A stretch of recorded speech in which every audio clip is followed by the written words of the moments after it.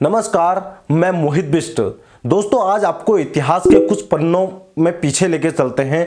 हम लेके चलते हैं आपको 80 और 90 दशक के पश्चिमी उत्तर प्रदेश यानी आज का उत्तराखंड, जहां एक गरीब परिवार से निकलने वाला एक बालक कैसे माफिया डॉन बन गया, किस तरह उसने पूरे पहाड़ों से लेके मैदानी क्षेत्रों तक अपनी दहशत फैलाई, जिससे आला अधिकारी हो, नेता हो, राजनेता हो, अभिनेता हो, हर कोई जिसका नाम सुन के कांपने लगता था।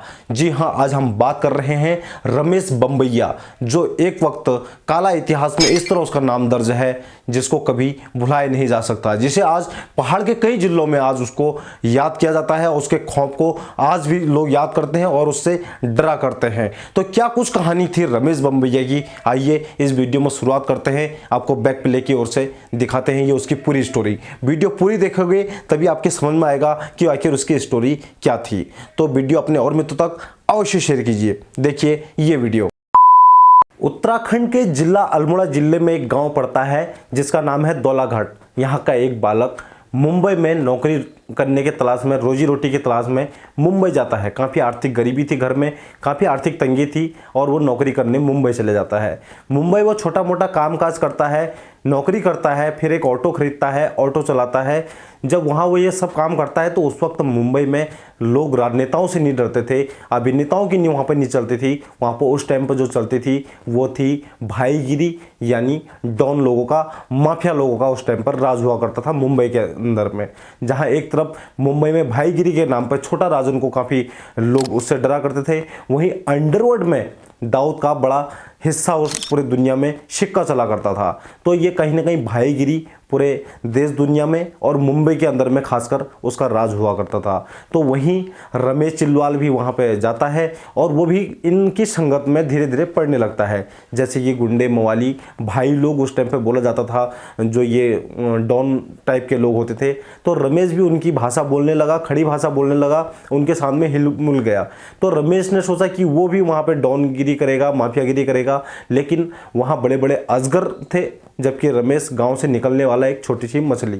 तो रमेश का वहाँ कोई सिक्का नहीं चल पाया और लेकिन उनसे काफ़ी कुछ सीख चुका था कि किस तरह डॉनगिरी की जाती है, किस तरह भाईगिरी की जाती है, किस तरह माफियागिरी की जाती है। तो वहाँ से रमेश हल्द्वानी आ जाता है, यानी उस टाइम का पश्चिमी उत्तर प्रदेश जो आज उत्तराखंड है। हल्द्वानी के अंदर में भी वो छोटा मोटा कारोबार करता है, वहाँ भी ऑटो चलाने का कार्य करता है, जैसा कि हमने जो लोगों से पूछा है और जो चीज़ें हमने इकट्ठी करी हैं। वहाँ भी उसने छोटा मोटा कारोबार करा, जब वहाँ भी उसका दिलचस्पी नहीं करी, जबकि वहाँ वो एक साधारण से किराए के मकान में रहता था। वहाँ उसका मन बिल्कुल नहीं लगता था क्योंकि वो मुंबई के जो भाईगिरी थे, जो डॉन लोग थे, उनसे वो काफ़ी प्रभावित था, उनसे बहुत कुछ सीख चुका था।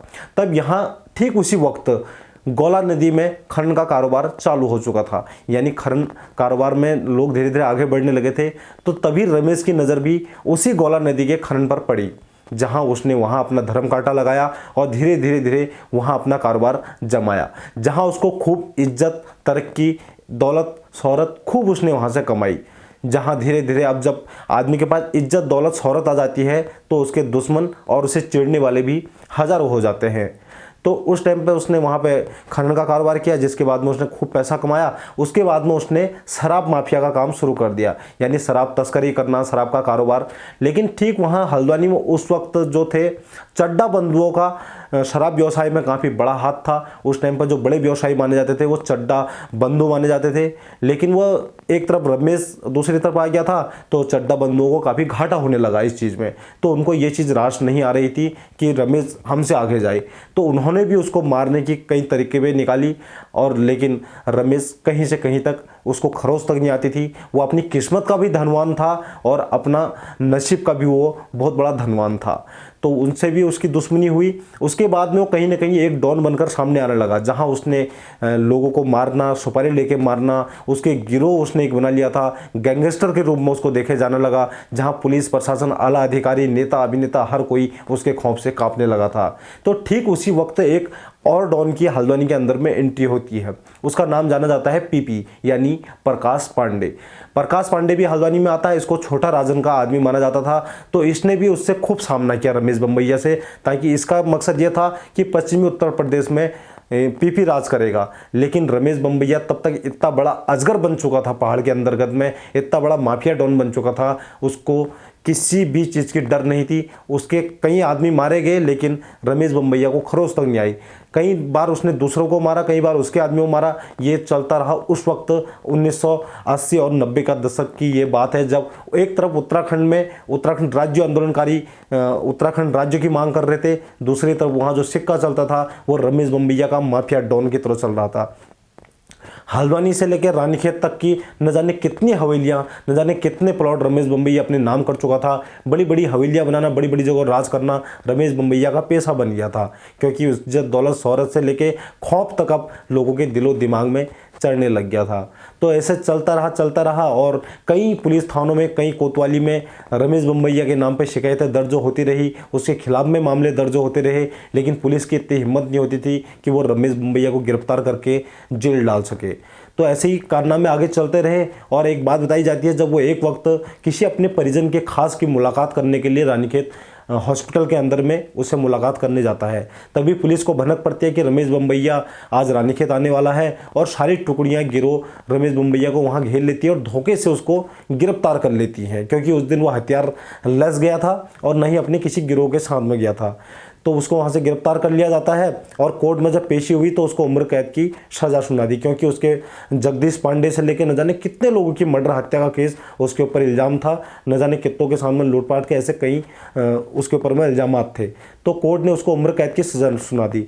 जब वो जेल में उसको बंद कर दिया गया, उसके बाद में उसके गिरोह के लोग उसके नाम का डंका बजाते रहे। उसके नाम का जो खौफ था पूरे पहाड़ में बना रहा, तराई क्षेत्रों में बना रहा, यानी हो रुद्रपुर हो, हर जगह उसके नाम का उसके जेल में होने के बाद में भी सिक्का चलते रहा।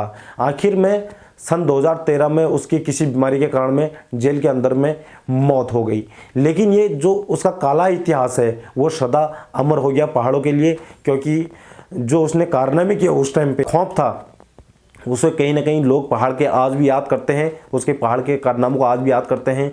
दूसरा, उस रमेश बम्बैया का एक इतिहास ये भी बताया जाता है, जब पहाड़ में उस टाइम पे किसी से दुश्मनी निकालनी होती थी तो वो उसको मार देता था, उसका नाम भी रमेश बम्बैया के ऊपर में चले जाता था, यानी वो रमेश बम्बैया के खातों में दर्ज हो जाते थे कि बोलते थे कि अगर किसने मारा, बोला रमेश बम्बैया ने मार दिया होगा। तो ऐसे लोगों ने अपनी आपसी दुश्मनी का भी पूरा जो खाता था वो रमेश बम्बैया के नाम पर डाल दिया था।